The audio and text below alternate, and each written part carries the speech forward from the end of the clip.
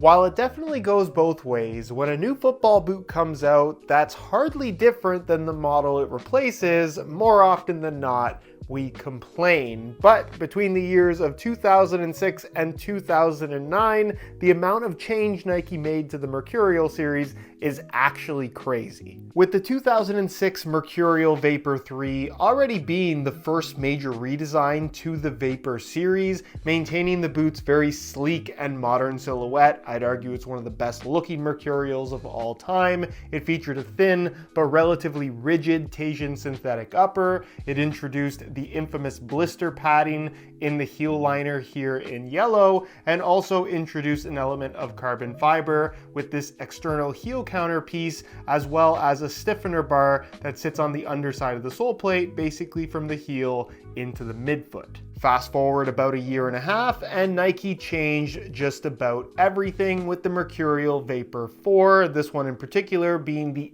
SL variant, which of course gave you that full-length carbon fiber sole plate, as well as a carbon external heel counter. It also introduced a lace cover, as well as what is now kind of recognized as the modern Mercurial aesthetic, with the giant Nike swoosh across the top of the foot. Of course, the boot was still Teijin synthetic. That was the one similarity in comparison to the Vapor 3. However, it was now a thicker type of Teijin, and also the shaping and volume of the football boot was significantly wider, making for what was ultimately a very different experience. And then fast forward another year and a half, and Nike once again changed everything with the introduction of the Mercurial Superfly 1, which of course, in relation to the Vapor 4 SL, still maintained a carbon fiber sole plate and a Teijin synthetic upper, but you can see right off the bat, the lace cover disappeared, the graphics changed